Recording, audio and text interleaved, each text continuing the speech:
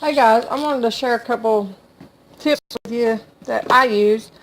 These are just the cheap store brand scouring pads. Whoop, I dropped it. And what I do is I never, you ruin a whole one if you take a whole one and do it. I cut them in fours and put them back in my box. As you can see, I cut my box down and put them back in my box and keep it under my sink. And that way, whenever I need to use one, I could just grab a piece out. And then I have a soap dish under there that I keep the piece I used in it.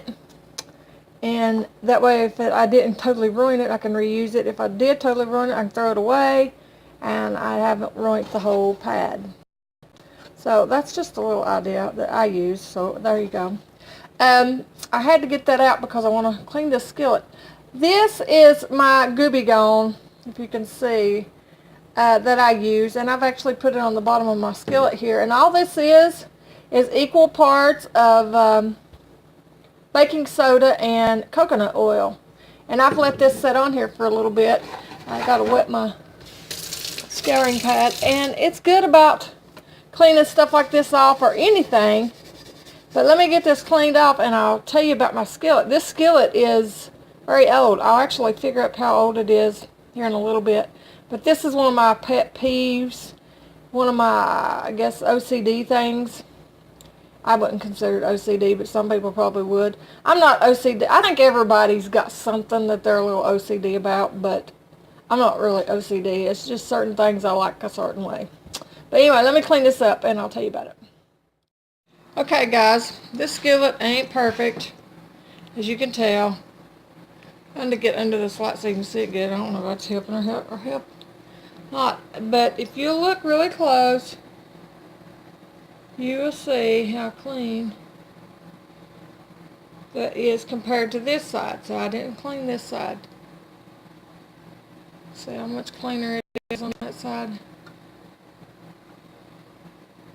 So that stuff cleans up pretty good. But I want you to keep in mind with the bottom of this skillet that this skillet is 27 years old.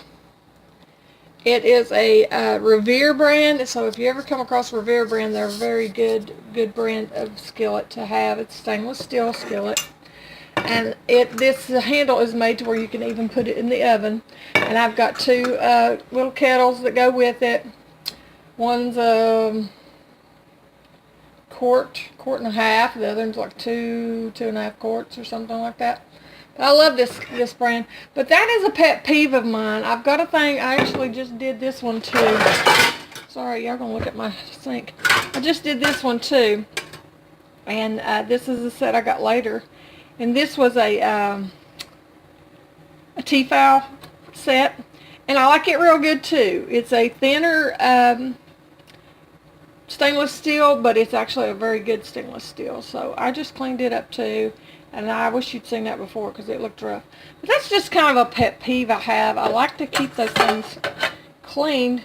A lot of times people say, well, you don't even use your pots and pans. I do. I do a lot, actually. But I like keeping them cleaned up. And see that little rainbow tint, that stuff that gets in there? You can get rid of that with some vinegar if you want to get rid of that. But it's nothing. It's just like an oxidation or something to that effect that happens with pots and pans. But I know I'm weird. Whatever, I'm sorry. Despite my weirdness, guys, this here's a really good tip, I think. To me it is, anyway. And Martha Stewart didn't come up with that one, I did. My kids are all the time saying, Mom, you know that idea you had?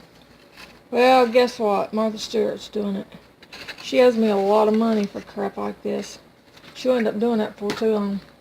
And then the Gooby Gone. Like I said on that, it is equal parts baking soda and baking soda and coconut oil. Let it sit on your item for a little bit. It works good on labels too. And then scrub it off. Sitting here putting some more of that Gooby Gone back on this other side. I want to tell you guys, I've stood here and thinking about why I'm like this over my pots and pans.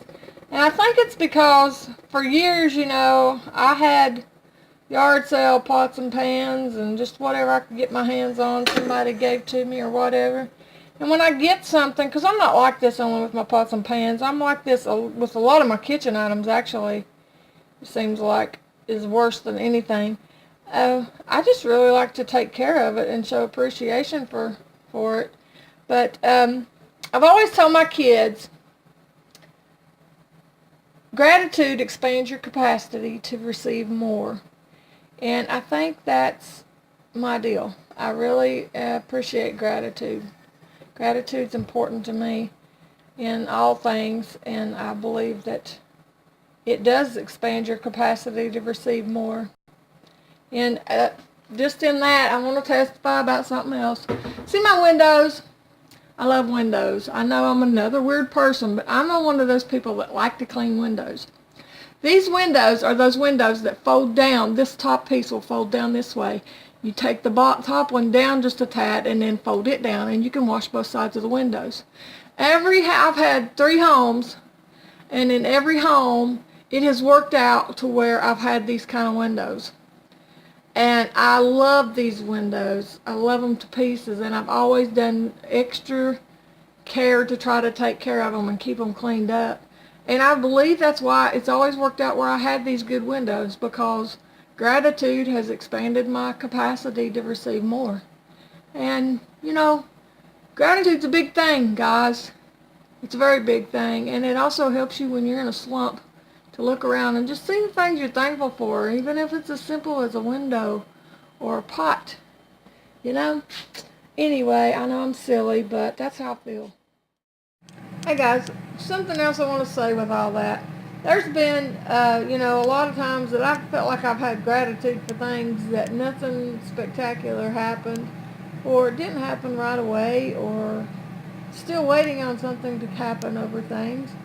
And that's okay too. We just have to trust the fact that God knows all things, and He knows the right timing for things to come into our lives or to not come into our lives. He knows if some things are going to hinder our lives more than we feel like they'll hinder our lives. And I would rather trust Him with my life than me trust myself with my life, because I've made a lot of mistakes in my life. I'm here to tell you, I'm not nowhere near have been a perfect person in my life, and still ain't for that matter. And I'd just rather trust Him with things as to trust myself with them, even when I want to throw a temper tantrum and say, I want this. At times, you just have to trust Him, because He knows things more than we know, and I need Him to take over my life and run it that way. Anyway, sorry. God bless you guys. Love you guys. Thank you for watching. I ask you to like and share, and I hope you guys have a good week. See you later.